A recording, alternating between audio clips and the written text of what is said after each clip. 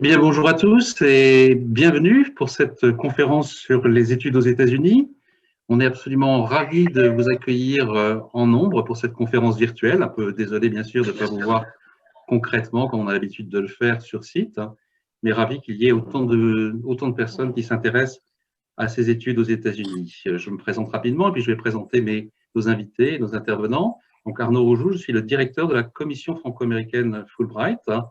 Et autour de moi, pour répondre à vos questions et présenter le sujet, tout d'abord Céline Ouziel, responsable du Centre Education USA à la Commission franco-américaine, qui est notre centre d'information expert sur les études aux États-Unis, mais également responsable d'un programme de bourse pour des assistants de langue française aux États-Unis. Donc Céline est vraiment l'experte de la maison. Et pour répondre plus spécifiquement à des questions sur la vie dans les campus américains, nous avons invité un étudiant français et un étudiant américain. Paul, en master à l'université d'Aix-Marseille, études culturelles du monde anglophone, et il a été lauréat du programme d'assistant Fulbright l'année dernière. Il s'est rendu dans un community college, Davidson Community College en Caroline du Nord, et donc il a cette expérience à la fois d'étudiant et d'assistant dans un campus américain, un type d'institution assez particulier dont on parlera à plusieurs reprises aujourd'hui, donc les community colleges. Et puis, nous venons des États-Unis. Merci, Mendel, d'être avec nous aujourd'hui. Mendel Jiménez, qui est en ce moment en master de lettres classiques à l'École normale supérieure, avec une bourse Fulbright étudiant, on en reparlera aussi des bourses Fulbright, et qui, avant de venir en France, était étudiant en licence de français et de grec ancien à Vassar University. Merci Mendel d'être avec nous aujourd'hui. Merci Paul. Et avant de nous lancer dans le détail des informations sur les études aux États-Unis, j'aurais voulu tout de suite interroger nos deux étudiants et leur demander, en commençant par Paul, Paul, pourquoi pour vous c'est important de mettre de l'international dans son parcours d'étudiant? Pour moi, en tant qu'angliciste et américaniste en particulier, c'était une évidence de partir dans un pays anglophone, mais même pour n'importe quelle personne qui n'est pas forcément intéressée par les études spécifiquement sur l'anglais, améliorer son anglais, donc la langue et sa culture, enfin s'ouvrir à d'autres cultures, à d'autres personnes. Enfin, je pense que c'est énormément enrichissant. Donc partir aux États-Unis un an ou plus, c'est vraiment une expérience formatrice pour un professionnel et même d'un point de vue humain. Ok, donc vous recommandez fortement d'inclure dans le parcours l'idée d'une mobilité à l'international, où qu'elle soit. Oui, c'est ça. Donc, avant, j'étais parti au Royaume-Uni et donc après, j'ai décidé de partir aux États-Unis et enfin, les deux pays et les deux programmes, enfin, partir n'importe où à l'étranger, je pense que c'est énormément bénéfique d'un point de vue humain et professionnel. Ok, mais merci Paul de prendre sur votre temps pour être avec nous aujourd'hui. Mendel, donc vous êtes intéressé au français dans vos études dès le départ, et puis vous avez décidé de faire une mobilité internationale. De votre point de vue, quelle est la valeur ajoutée d'une expérience à l'international? Oui, en fait, à Vassar College, on a je sais pas comment dire le motto, c'est Go to the source, va aux sources. Et c'est pour moi, aller à l'international, étudier spécifiquement en France, c'est aller aux sources de mes intérêts académiques, culturels, et c'est très important d'avoir cette expérience pour que moi, la vie, c'est construit autour des expériences. Donc, il faut aller aux sources. Ok, merci Mendel aussi d'être avec nous aujourd'hui et de prendre de votre temps pour répondre aux questions du public. Alors, Céline et moi, nous sommes en fait représentants de la commission franco-américaine d'échanges universitaires et culturels. C'est un petit peu long. On l'appelle aussi la commission Fulbright.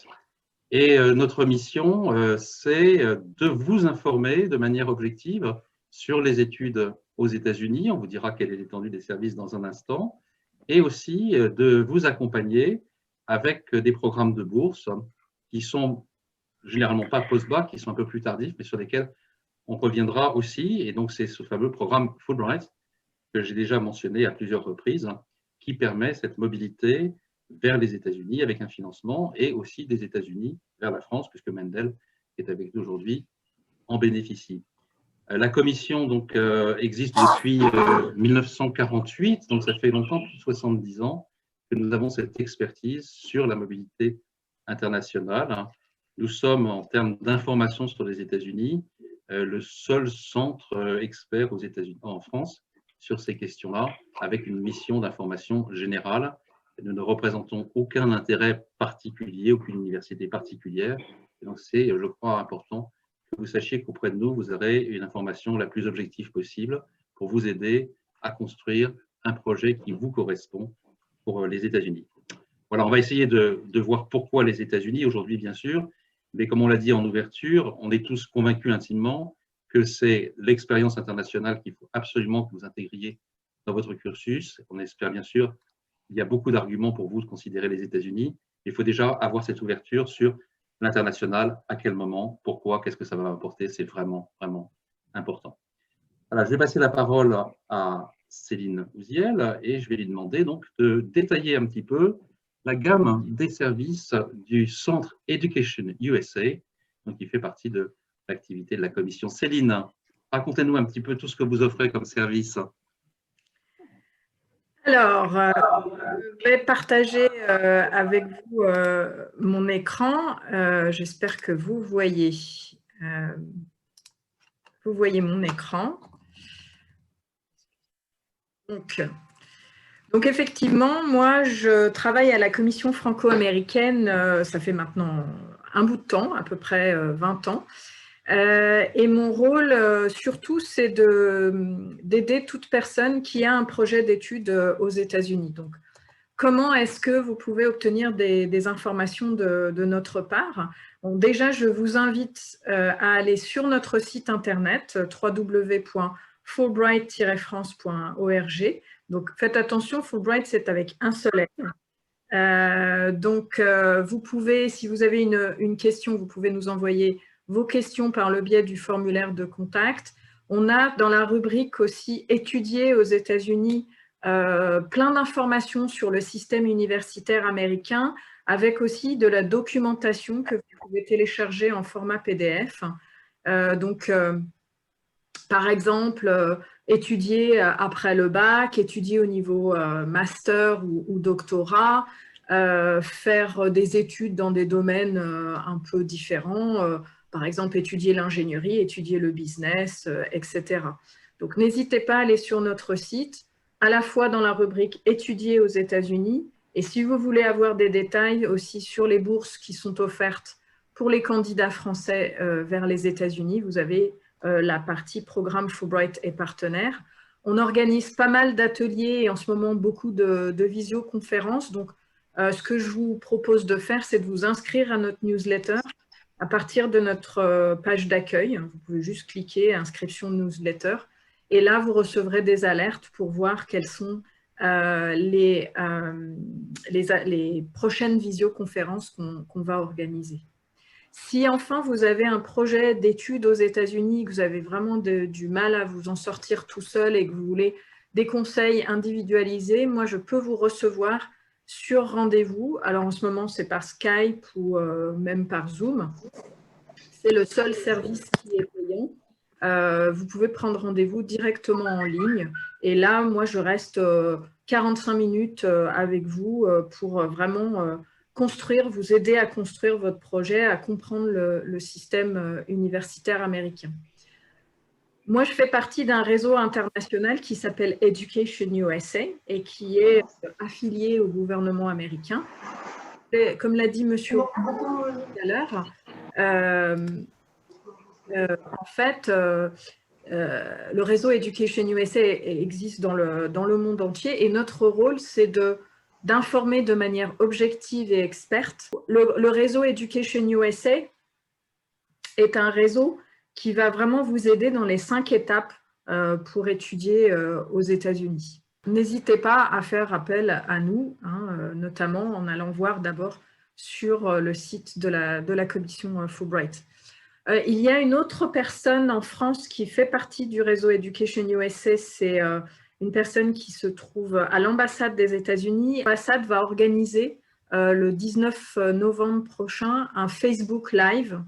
Donc, on va vous informer de tout ça dans la newsletter et aussi sur nos réseaux sociaux. Donc, vous pourrez vous connecter normalement le 19 novembre directement avec les membres de l'ambassade des États-Unis. Alors, l'enseignement supérieur aux États-Unis.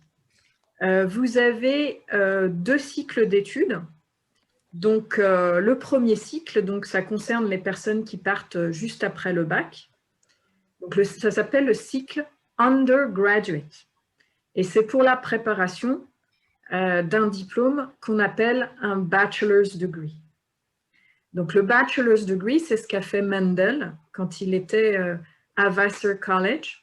Donc, le bachelor's degree, c'est un programme de 4 ans. Il va vous expliquer un petit peu en quoi consistait son programme. On peut faire ce diplôme de 2 manières différentes. Soit on va directement à l'université comme l'a fait Mendel, soit on passe par ce qu'on appelle un community college. Donc ça, c'est un établissement qui fait les 2 premières années après le bac. Et Paul lui-même a été placé dans un community college en tant qu'assistant de français, donc il vous expliquera en fait tout à l'heure en quoi consiste le community college. Au 2e cycle, vous avez le niveau graduate.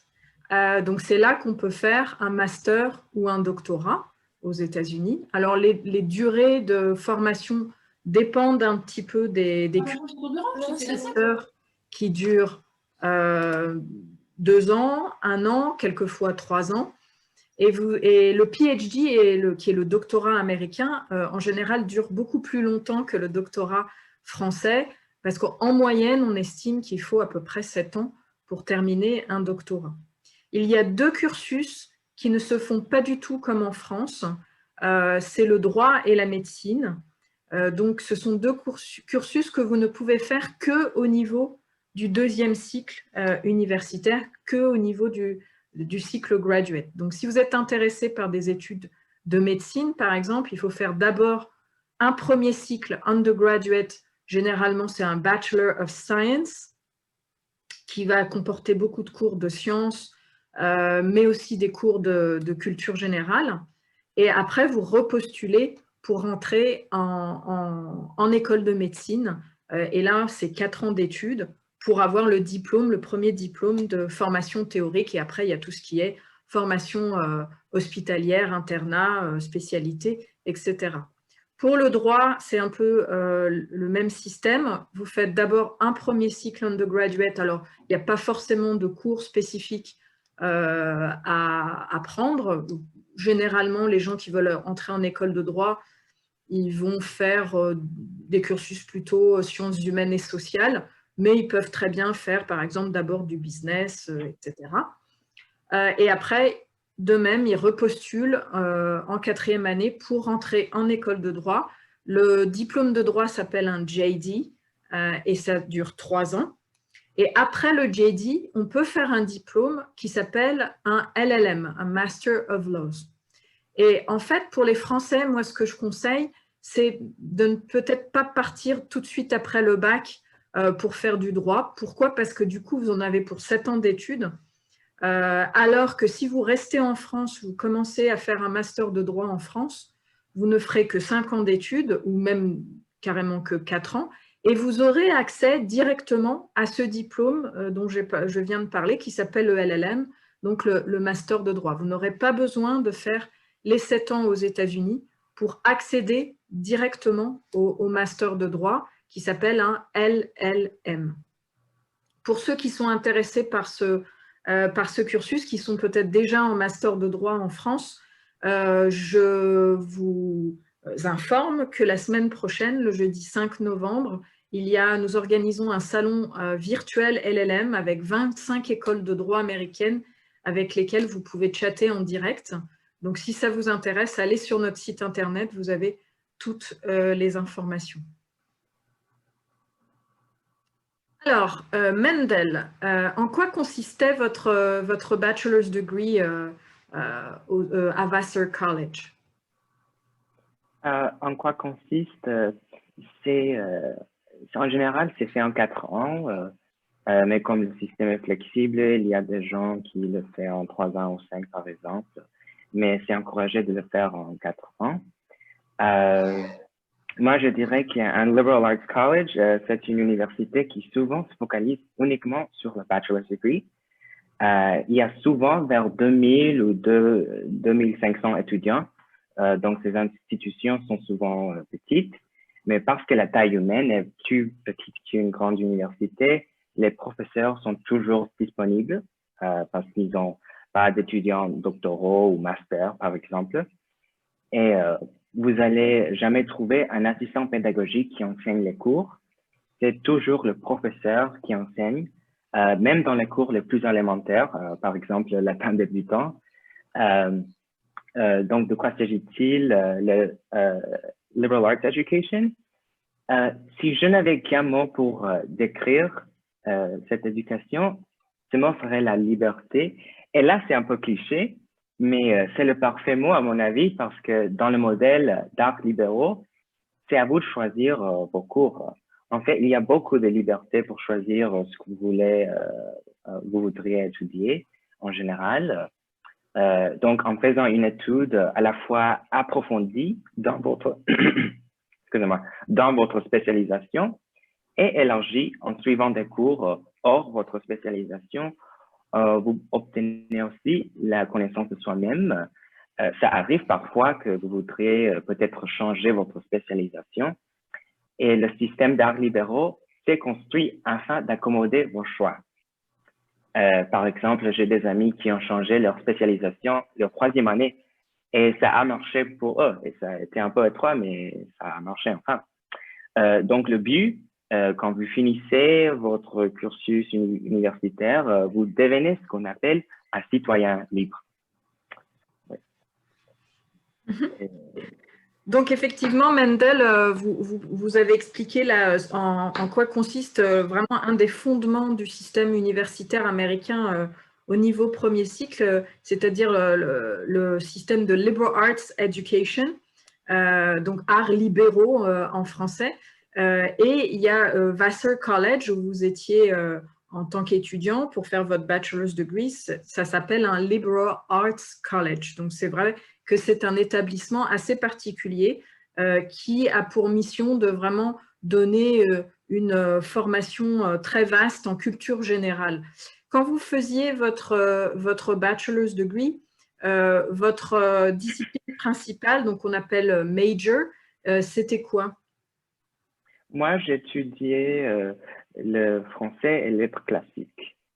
Mais j'ai fait aussi beaucoup d'études dans l'économie, les maths, comme ça. Oui. Et du coup, est-ce que vous pouvez expliquer en quoi consiste ce qu'on appelle le General Education Requirement? Oui. Disons que vous allez étudier pour 4 ans, ça fait 8 semestres, donc à peu près de 34 cours, si c'est 4 cours et demi chaque semestre. Une spécialisation, c'est vers 11 ou 13 cours. Puis le reste, c'est à vos choix, sauf l'enseignement général. Et là, ça devient un peu compliqué parce que chaque université peut avoir des exigences différentes. Et en bref, General Education Requirements, c'est comment l'université veille que vous fassiez une étude élargie. Et ça prend principalement 2 formes. Le premier, c'est le nombre de cours requis hors votre spécialisation. Et le deuxième, c'est la directive générale de ne pas suivre tous vos cours uniquement dans un domaine. Par exemple, si tu te spécialises en économie, tu ne peux pas suivre le reste des cours dans le domaine de sciences sociales. Par exemple, à Vassar, l'éducation générale, c'est uniquement 3 cours dans les domaines de maths, écriture universitaire et langue étrangère. C'est à votre choix, mais il faut suivre ces 3 cours. Cependant, dans une autre université, ça pourrait être 6 ou 8 cours requis, distribués parmi les différents domaines. Et pourquoi, ça arrive pourquoi, la question pourquoi, moi je dirais parce que dans le liberal arts, c'est important cette idée de faire des liens entre les disciplines et les domaines. de penser au-delà des barrières en façon pluridisciplinaire. Donc, c'est une raison pourquoi il y a de l'enseignement général pour faire une étude approfondie et élargie. Merci Mendel. Il y a un autre type d'établissement. Alors, aux États-Unis, il y a plus de 4000 établissements d'enseignement supérieur. Il y a beaucoup de ce qu'on appelle donc liberal arts colleges, mais il y a aussi des universités plutôt de grande taille, des universités publiques, des universités privées. Et il y a un type d'établissement qu'on appelle des community colleges et qui sont généralement des établissements publics. Donc, Paul, vous étiez, vous, dans un community college en Caroline du Nord. Est-ce que vous pouvez nous expliquer qu'est-ce que c'est qu'un community college? Bien sûr. Donc, c'est un concept assez intéressant vu qu'on n'a pas vraiment d'équivalent en France. Donc, c'est une institution qui sert la communauté locale, c'est-à-dire les élèves. Donc, tous les élèves viennent d'un rayon de peut-être 30 km autour du community college. Et ça sert également les employeurs, c'est-à-dire que le but principal, c'est de former les élèves à des métiers qui sont utiles dans la région. Donc moi, c'était par exemple des infirmiers, des infirmières, des vétérinaires, des mécaniciens. Mais donc il y a ce côté très professionnel pour le local et aussi, c'est un côté qui se développe de plus en plus, c'est donc le social and arts, social of arts. Donc, c'est pouvoir permettre aux gens de la communauté locale de faire 2 ans en community college, donc à un coût moindre par rapport à une université, et ensuite pouvoir continuer leurs études et en 2 ans obtenir leur bachelor's, donc avec 2 ans de community college et 2 ans d'université, obtenir un diplôme universitaire en ayant dépensé je crois que c'était $1500 là où j'étais, donc ce qui est beaucoup moins cher qu'une université. Et aussi avec le programme de Early College, qui est, c'est-à-dire les 2 dernières années de lycée, les élèves suivent donc les cours de lycée et en même temps les cours de Community College. Donc à la fin de leurs années de lycée, ils ont validé leurs 2 premières années d'université, leurs 2 premières années de bachelor's, et donc il leur reste que 2 années pour avoir leur bachelor's, donc l'équivalent de la licence. Merci Paul. Alors l'intérêt des community college pour les étudiants internationaux, c'est, comme l'a dit Paul, c'est le coût, parce qu'un community college, ça coûte 5 à 10 fois moins cher qu'une université. Donc ça, c'est un premier avantage. Le deuxième gros avantage, c'est l'accès, l'admission qui est en fait assez facile.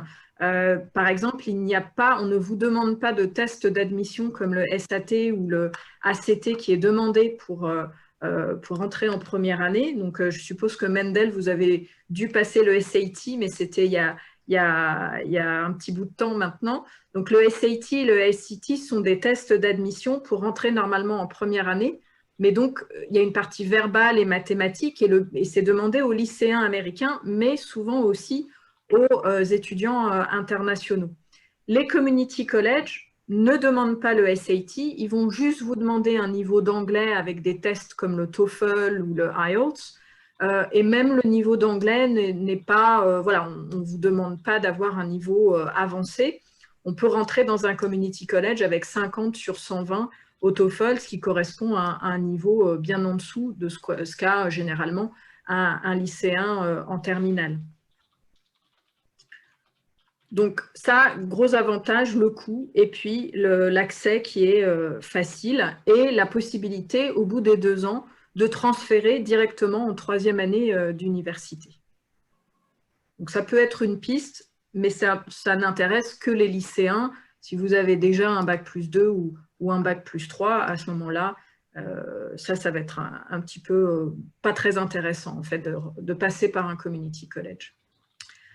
Peut-être un petit peu avant de passer à la vie sur le campus, est-ce que Mendel, vous pouvez juste parler très brièvement des bourses qui sont proposées par la plupart des liberal arts colleges? Oui, en ce qui concerne les bourses, oui, c'est possible. Ça dépend beaucoup de l'université et il faut vérifier les détails, mais en général, il y a 2 types de bourses. La bourse au mérite, donc si vous avez des bonnes notes ou vous faites du sport, ou bien la bourse selon votre besoin financier. Si l'université est subventionnée, si elle a beaucoup de ressources, souvent, elle donne des bourses adaptées à votre situation économique particulière. Donc, ce sont deux types. Et les étudiants, alors évidemment, les étudiants américains sont souvent prioritaires pour avoir en tout cas les bourses qui sont basées sur les besoins financiers, mais les étudiants internationaux ont tout à fait accès aux bourses de mérite, donc basées sur le niveau académique, et aussi aux bourses athlétiques. Donc si vous êtes sportif de haut niveau, il y a des possibilités de financer vos études, quelquefois presque jusqu'à 100%. Donc si vous avez des questions là-dessus, n'hésitez pas à nous contacter. Donc, la vie sur le campus. Alors, comment ça se passe sur un campus américain? Moi, je dirais que dans le campus américain, toute la vie se passe. Le campus est très, très important. D'habitude, l'université offre à chaque étudiant un logement sur le campus parce que dans le modèle d'arts libéraux, c'est important de vivre ensemble. Donc, c'est pas encouragé d'habiter dehors le campus. Les associations étudiantes aux États-Unis ont beaucoup de ressources. Par exemple, à Vassar College, l'association étudiante utilise chaque année presque 800 000 $ et c'est une somme qui est distribuée entre les clubs et les associations dont le nombre était presque 160 à Vassar. Pour une école de uniquement 2400 étudiants. Donc, ce sont beaucoup d'associations. Ces associations font beaucoup d'événements chaque semaine, y compris le théâtre, le spectacle et beaucoup d'autres choses chaque semaine. Les étudiants aiment beaucoup leurs associations et faire des événements. Donc, il y a toujours des événements à découvrir sur le campus. En plus, je pense que les traditions sont importantes sur le campus américain. À Vassar, nous sommes très fiers de nos traditions. Par exemple, le premier samedi de mai, on fête l'anniversaire de notre fondateur et c'est la grande fête pour tout le monde. Donc, c'est un aspect important. Et Paul, sur un community college, il y a le même type d'ambiance? Oui, mais j'étais surpris même sur un petit établissement. Et donc, les community colleges, en général, n'ont pas de logement sur place, enfin, en tout cas, pas l'OGT. Et donc, même sans le fait que donc, bon, les gens, normalement, finissent leur cours et rentrent chez eux, mais même sans logement sur place, il y avait beaucoup d'organisations étudiantes, de clubs, et donc qui, d'elles-mêmes ou encouragées par le community college, organisaient des événements donc, tout au long de l'année. Donc oui, c'est vrai que même par rapport à une université française, une grosse université française, j'ai trouvé qu'il y avait beaucoup plus de la part des étudiants une volonté de proposer des choses et d'organiser des événements. Ok, donc si vous avez l'intention d'étudier aux États-Unis, voici un calendrier. Alors moi, je pense qu'il faut vraiment commencer les démarches au moins 1 an à l'avance. Je dirais même peut-être un petit peu plus. Si vous partez de façon indépendante, parce que vous avez la possibilité de partir de différentes manières, soit vous partez de façon complètement indépendante, c'est-à-dire vous allez vraiment préparer un diplôme américain et donc si vous partez par exemple après le bac, vous allez faire 4 ans aux États-Unis.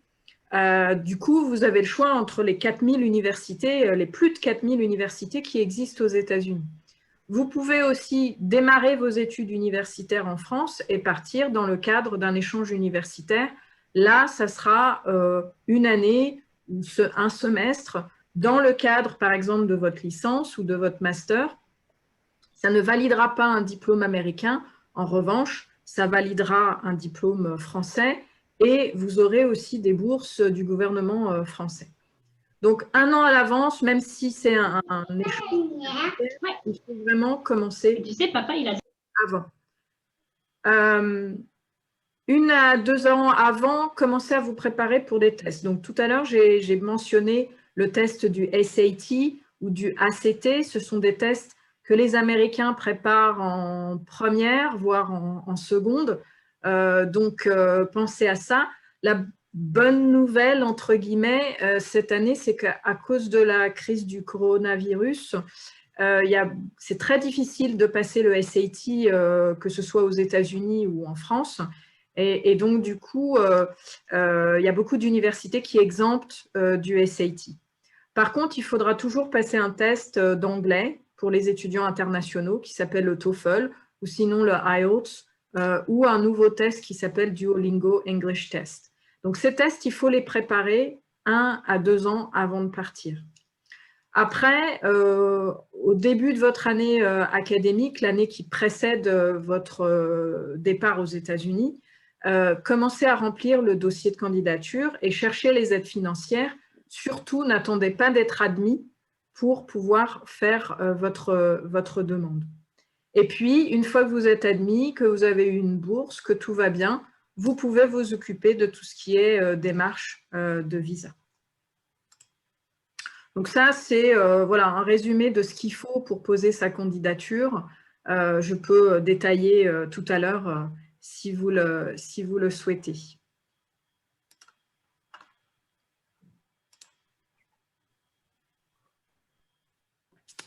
Merci beaucoup, Céline, de cette présentation. Donc, on aura à la fin de cette heure, on aura un bon quart d'heure pour vos questions.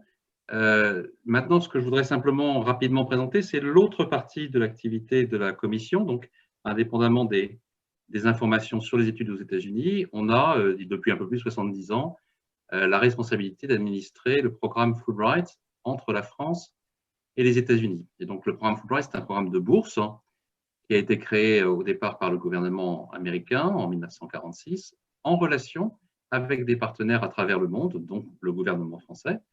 Et donc, le programme aujourd'hui finance des mobilités des États-Unis vers 150 pays à peu près, et de 150 pays vers les États-Unis. Ici, à la commission franco-américaine, on s'occupe des bourses entre la France et les États-Unis spécifiquement, et les gens que nous sélectionnons, en fait, ont accès à un réseau qui est complètement international, avec un nombre très important d'anciens depuis la création du programme, pratiquement 400 000 anciens dans tous les secteurs d'activité, dans tous les domaines, toutes les disciplines universitaires, et généralement, puisque c'est un programme très sélectif, à des postes de responsabilité aujourd'hui qui sont des postes de responsabilité significatifs, des postes d'enseignants aussi très nombreux dans le domaine universitaire ou dans le domaine scolaire.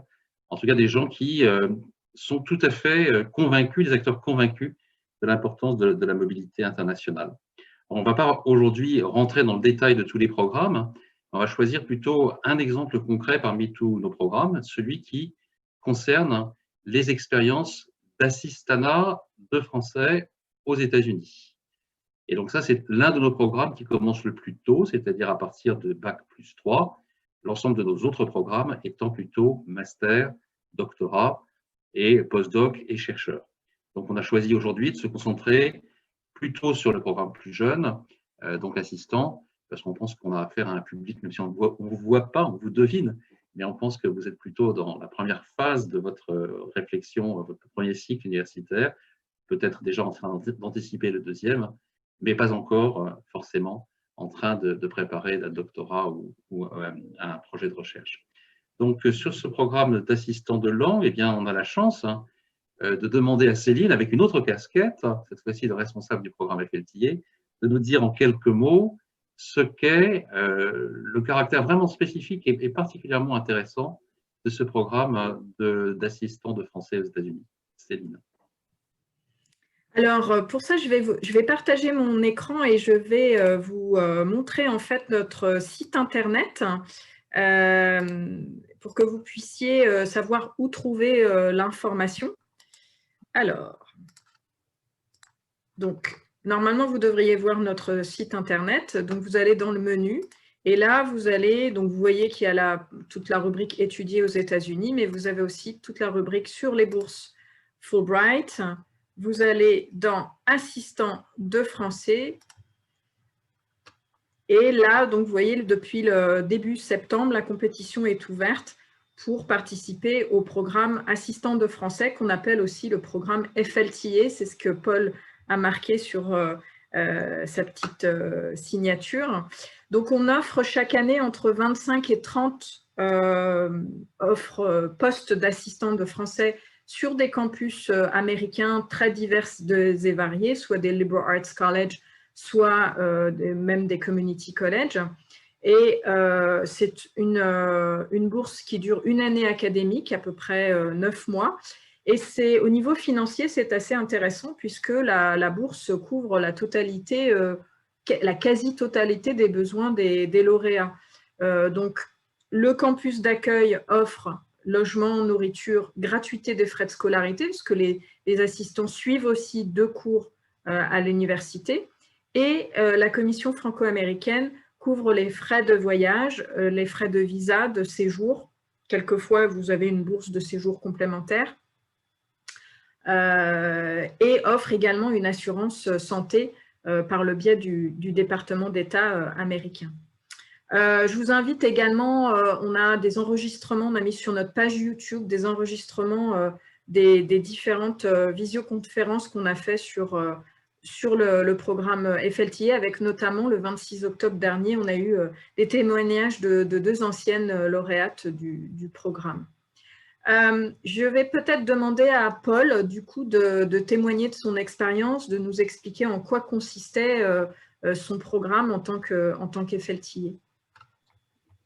Donc moi, c'est vrai que j'étais dans une situation un peu spéciale au niveau du programme d'assistant, vu que comme j'étais dans un community college et qu'il n'y avait pas de professeur de français, j'étais donc professeur de français à temps plein. Donc je devais préparer les cours, préparer les examens et les corriger. Donc c'était, pour moi qui veut devenir professeur de langue, mon anglais en France en l'occurrence, mais être vraiment l'indépendance que ça m'a donné, donc moi-même pouvoir choisir les activités que je fais, c'est vrai que c'était très intéressant.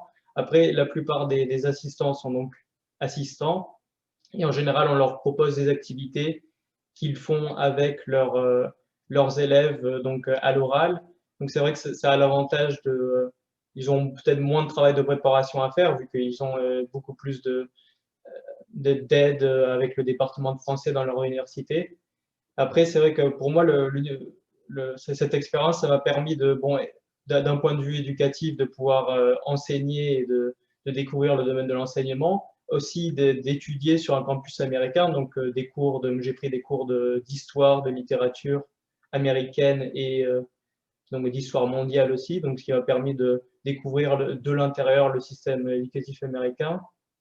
Et aussi, c'est un programme qui quand même donne pas mal de temps libre, donc ça permet de découvrir les États-Unis, découvrir l'État dans lequel on est. Et j'ai eu la chance d'avoir un véhicule de fonction fourni par le community college où j'étais, donc ça m'a permis de découvrir la région et de vraiment découvrir les États-Unis, la culture, les gens et la langue.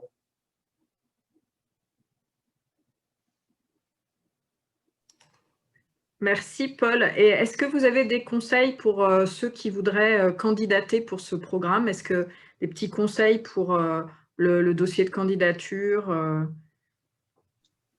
Je pense que ce qui est vraiment important, c'est évidemment avoir des bonnes notes et être brillant académiquement, ça aide, mais je pense que c'est vraiment une curiosité intellectuelle et une curiosité pour le reste du monde, la culture des autres, et vraiment montrer qu'on a envie de faire partie du tissu américain, de vraiment apprendre à connaître les Américains, la langue, montrer qu'on est intéressé par cette expérience internationale et aussi intéressé par le fait de partager sa propre culture, sa propre langue, faire découvrir notre expérience en tant que Français, ce qu'on connaît, notre culture, à des Américains qui n'ont pas forcément, ça dépend des personnes évidemment, mais qui ne connaissent pas forcément très bien la France. Et moi, au début de l'année, mes élèves étaient intéressés par le français, mais je pense qu'à la fin de l'année, ils étaient vraiment même des élèves qui étaient pas forcément intéressés par le travail, c'est-à-dire que le français les intéressait, mais travailler en cours de français peut-être un peu moins. Mais à la fin de l'année, elles étaient vraiment toutes impliquées. Je leur ai fait faire une vidéo à la fin de l'année où elles étaient censées faire semblant de commander de la nourriture et elles m'ont fait des montages de 1/4 d'heure avec des effets spéciaux. Vraiment, je pense que j'ai réussi à transformer mon groupe d'étudiantes elles voulaient tous aller en France, manger des macarons. Donc voilà, c'est ça, c'est montrer qu'on a envie de partager en même temps sa culture et d'apprendre celle des autres. Oui, oui, tout à fait. Est-ce que, avant de passer peut-être à la séance de questions-réponses, est-ce que Mendel et Paul, peut-être on peut commencer par Mendel, vous pouvez nous nous dire, à votre avis, quelle est la différence fondamentale ou les différences entre l'enseignement français et américain, notamment au niveau universitaire? Moi, je dirais que c'est les relations entre l'étudiant et le professeur. Pour moi, dans le modèle d'arts libéraux, c'est très important d'avoir des relations entre l'étudiant et le professeur. C'est normal d'aller aux heures de bureau de votre professeur pour parler de vos idées, vos buts dans la vie. Donc, vous pouvez avoir des opportunités incroyables si vous travaillez avec un professeur. Par exemple, moi, j'ai aidé mon professeur à écrire un livre sur la réception d'Homère aux Caraïbes. Et quand ce livre est publié, mon nom sera là-dedans. Donc, les relations professionnelles et même d'amitié entre le professeur et les étudiants, à mon avis, c'est l'un des plus forts aspects du modèle d'art libéraux. Oui, donc ça sera différent parce que ici, le premier jour du cours, il n'y avait qu'un professeur qui nous a donné les heures de bureau. Donc, c'était un peu différent pour moi. Et Paul? Oui, moi, c'est quelque chose qui m'avait choqué, bon, entre guillemets, sans vouloir répudier l'enseignement français ni les enseignants français, mais je trouve qu'en France, on a beaucoup plus la mentalité du non, c'est-à-dire le professeur pose une question, l'élève répond, et si c'est faux ou partiellement faux, le professeur répond non, c'est pas ça, ça doit être ça. Aux États-Unis, c'est vraiment encourager la participation et aussi bon, être positif, c'est-à-dire que même, j'ai eu ce cas où j'étais dans un cours, le professeur pose une question et l'élève répond quelque chose de faux, et c'était oui, mais, c'est-à-dire, moi, je trouvais que c'était beaucoup plus positif au niveau du retour du professeur, donc c'est vraiment encourager les élèves et ne pas les abattre s'ils font une erreur, ou ce qui, bon, évidemment pas le cas de tous les professeurs français, mais vraiment, je trouvais que c'était une différence assez importante. Et merci beaucoup, Paul Mendel et Céline, pour cette présentation. On a essayé de rendre les choses les plus concrètes possibles et en dépit du fait que c'est virtuel, d'ouvrir des fenêtres vers des horizons nouveaux. J'imagine que vous avez un certain nombre de questions et donc on a un quart d'heure maintenant à peu près pour tenter de répondre à vos questions. Donc vous pouvez le faire par la chat box, converser, ou bien lever une main sur le Zoom. Qui commence?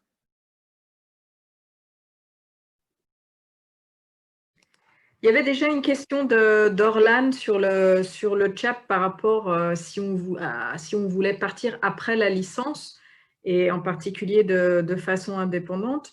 Donc, M. Rougeau a répondu en disant oui, le calendrier est le même. Effectivement, il faut s'y prendre au moins un an à l'avance. Sachez aussi que pour entrer en master, il faut vérifier quand même auprès du bureau d'admission de l'université américaine qui vous intéresse si votre licence est suffisante pour postuler directement en master. La plupart des universités américaines considèrent que la licence est équivalente au bachelor's degree, mais il n'y a pas d'accord officiel entre la France et les États-Unis. Et donc, du coup, il faut vérifier quand même que ça marche. Donc, il y a une question, Oui, là, je vois. c'est Annelle qui nous demande comment bien choisir son université. Quelle est la stratégie quand on candidate pour une expérience aux États-Unis? Est-ce que c'est une ou plusieurs universités qu'il faut identifier? On peut peut-être laisser répondre Mendel. Comment vous aviez fait, vous? Oui, en fait, je vais parler de mon expérience pour choisir Vassar. Pourquoi je l'ai choisi? Je savais que je voudrais avoir l'expérience d'arts libéraux. Et Vassar College était une université reconnue par l'excellence scolaire. C'était une école où je savais que je pouvais poursuivre tous mes intérêts académiques, où la petite taille de Vassar pourrait m'offrir une formation excellente. C'était un lieu où le cours pourrait changer ma vie, et c'était en fait le cas.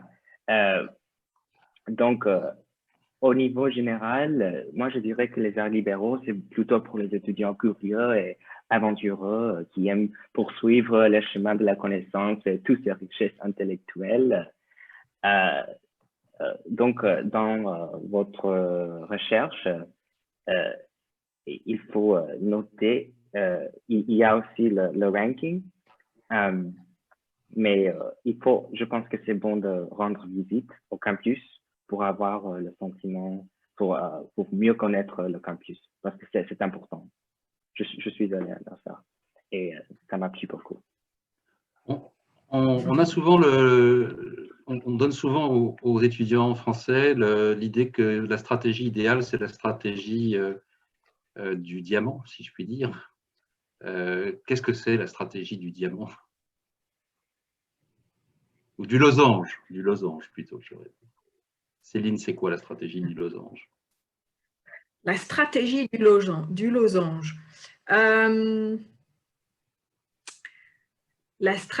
moi, je dirais plutôt qu'il faut faire en sorte qu'il y ait que vous postuliez à plusieurs universités. Alors ne postulez pas pour 30 ou 50 universités, 5 c'est largement suffisant, mais il faut faire beaucoup de recherches sur Internet. C'est pour ça qu'il faut s'y prendre longtemps à l'avance pour vraiment trouver l'université qui déjà correspond à ce que vous recherchez en matière de le domaine d'études, mais il y a aussi d'autres critères comme la région, peut-être les clubs qui sont affiliés à cette université, si vous voulez pratiquer un sport, une activité en particulier. Et si l'université, par exemple, propose des bourses aux étudiants internationaux, mais il faut aussi faire attention au niveau de sélectivité, peut-être faire une auto-évaluation et se dire, est-ce que voilà, j'ai le niveau pour entrer dans les universités qui me font rêver.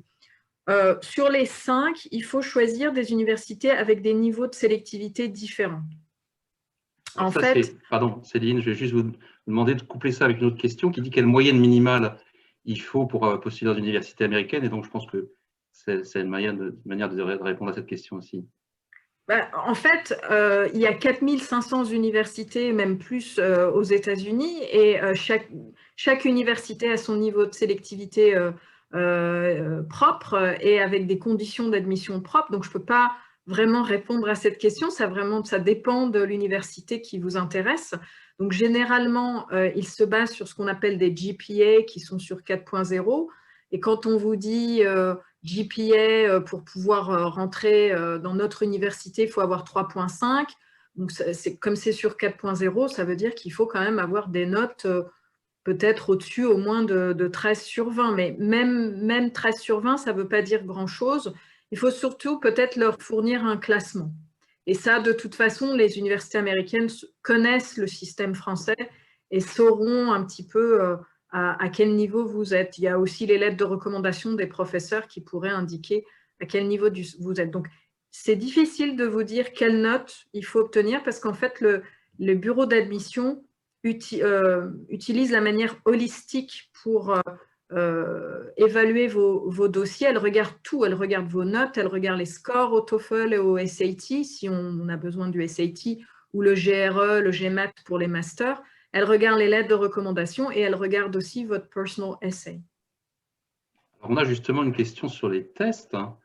Une question, combien de tests du type SAT, TOEFL il faut faire?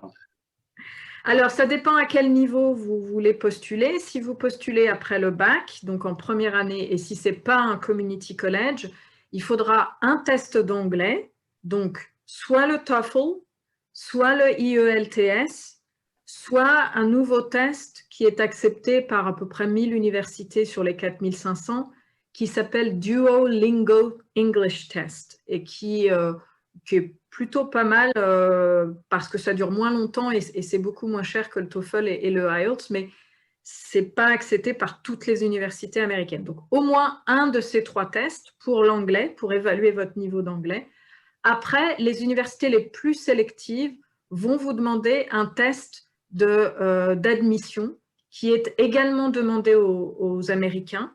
Donc, pour entrer en première année, soit le SAT, soit le ACT. Mais en ce moment, donc pour le cycle 2021, beaucoup d'universités n'exigent pas ce test. Et au niveau master ou doctorat, il y aura soit le GRE, soit le GMAT, surtout pour entrer en MBA, en Master of Business Administration. Donc voilà, donc, généralement, c'est au moins un test d'anglais. Après, il peut y avoir des tests supplémentaires qui dépendent du niveau de sélectivité de l'université. Vous avez demandé à Mendel, dans son dossier d'admission, qu'est-ce qu'il a mis en valeur indépendamment des notes? On a compris que vous aviez de très bons résultats académiques. Et qu'est-ce qui, en dehors des résultats académiques, vous a paru important à partager avec les responsables d'admission et qui a réussi à les convaincre finalement? Oui. Il faut avoir, je pense que c'est bon d'avoir des expériences hors académiques ici, comme être leader d'un club peut-être, ou faire de la recherche si c'est possible, parce que ça aide dans le dossier. D'avoir beaucoup d'expérience. On dirait l'engagement associatif peut-être dans le contexte français. L'intérêt effectivement pour des activités autres que les activités académiques, sportives ou autres. Tout ce qui permet de montrer que vous êtes une personnalité riche, complexe et que vous pouvez apporter, indépendamment de vos compétences académiques, d'autres aspects au groupe. Je pense que vous pouvez vous poser la question de savoir qu'est-ce que vous allez prendre là-bas, mais qu'est-ce que vous, en tant que personne, vous apportez aussi à la communauté dans laquelle vous allez être pendant vos études. C'est un élément très important pour positionner votre demande. Alors, on a d'autres questions, et je vois que le temps passe, il ne nous reste que 5-6 minutes. On a une question sur les financements. À part la bourse, est-ce qu'il y a d'autres moyens de financer ces études de master aux États-Unis? Alors, il y a d'autres moyens, comme par exemple obtenir un poste d'assistant. Alors, ce n'est pas forcément un poste d'assistant de français. Ça peut être un assistant dans d'autres domaines d'études et en général, c'est pour enseigner votre spécialité. Par exemple, vous pouvez faire un Master of Science en mathématiques ou en physique et être ce qu'on appelle Teaching Assistant et donner des cours à des premières années en maths ou en sciences. Donc, ça, c'est possible. Ce n'est pas toujours bien ouvert aux étudiants internationaux ou peut-être aux personnes qui viennent d'arriver sur le campus. En général, il faut peut-être se faire connaître un petit peu plus pour obtenir ce type de poste. Mais le principe, c'est vous travaillez pour l'université, pour le département dans lequel vous êtes inscrit en tant qu'étudiant et vous êtes exempté des frais de scolarité. Quelquefois, vous recevez également ce qu'on appelle un stipend, c'est-à-dire une allocation. Donc ça, c'est une manière effectivement de financer ces études de niveau master ou doctorat. Est-ce qu'il y a des jobs étudiants sur le campus ouverts aux étudiants internationaux? Oui, tout à fait. Avec le visa F, donc le visa d'étudiant basique, vous avez le droit de travailler sur le campus un maximum de 20 heures par semaine. Alors, c'est des petits jobs qui ne vont certainement pas vous payer complètement vos études, mais qui peuvent tout à fait vous rajouter, par exemple, un autre financement. Alors, on a une question aussi sur la majorité. Si je comprends bien la question, est-ce qu'il faut être majeur pour partir en post-bac aux États-Unis? Non, non. Pour entrer en première année, il ne faut pas forcément être majeur. Il y a beaucoup d'Américains qui ne sont pas majeurs quand ils commencent leurs études. Je vois que la question concerne aussi le programme des assistants de français, peut-être. Alors, je reprécise, ce programme n'est accessible qu'après un bac plus 3. Hein, donc, c'est pas, on ne peut pas partir en tant qu'assistant de français tout de suite après le bac. Une autre question sur les bourses sportives. Comment ça fonctionne? Les bourses sportives, donc les bourses athlétiques, déjà, premièrement, il faut que vous soyez athlète de haut niveau. Il ne faut pas que ça soit juste voilà, un sport que vous aimez bien, que vous pratiquez avec vos copains le dimanche. Non. Il faut vraiment que vous soyez impliqué dans ce sport depuis plusieurs années, bien classé, etc. Donc, il y a plusieurs sports, en fait, qui permettent d'obtenir des bourses athlétiques dans des équipes de haut niveau Et il y a une association sportive, alors je ne pourrais pas vous expliquer tout ça en 2 minutes, mais il y a une association sportive qui s'appelle la NCAA qui gère, qui instaure un certain nombre de règles pour pouvoir obtenir ces bourses athlétiques. Et il y a plusieurs divisions, et la division 1, c'est la division la plus sélective, la plus compétitive, et ça, c'est les sportifs vraiment de très haut niveau, où vous pouvez avoir quelquefois des bourses qui couvrent jusqu'à 100% de vos besoins. Il nous reste 2 minutes à peine. Une dernière question, peut-être, sur le chat, ou pas?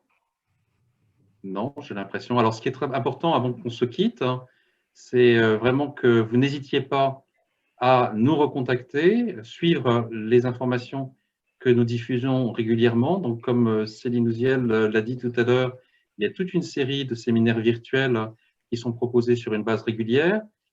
On va bientôt, voilà, merci d'afficher les informations. On va bientôt célébrer ce qui s'appelle International Education Week et il y aura là aussi des possibilités de se connecter à des événements virtuels pour approfondir votre connaissance des opportunités qui se présentent pour vous. Bref, si je peux vous donner un conseil, connectez-vous à la commission, inscrivez-vous à la newsletter et vous serez régulièrement tenu au courant de tout ce qui se passe et de tout ce qui peut vous aider à avancer dans votre choix. Contactez aussi Céline si vous voulez un rendez-vous pour affiner votre projet. Et puis, posez-vous effectivement la question de savoir à quel moment vous aimeriez partir aux États-Unis et quelle est la meilleure stratégie pour vous en fonction de vos projets, de ce que vous ambitionnez de faire par la suite dans votre vie professionnelle, aussi des questions de financement qui sont des questions importantes. Et sachez que effectivement, le système américain offre une très large gamme d'opportunités possibles et est très, très accueillant pour les étudiants internationaux. Je pense que la France aussi essaie d'être accueillante pour les étudiants internationaux. C'est pour les deux systèmes une richesse que d'accueillir des étudiants internationaux. Et donc, vous pouvez être assuré que vous aurez sur place aussi une attention, un accueil, un intérêt vraiment spécifique. Il me reste à remercier nos intervenants.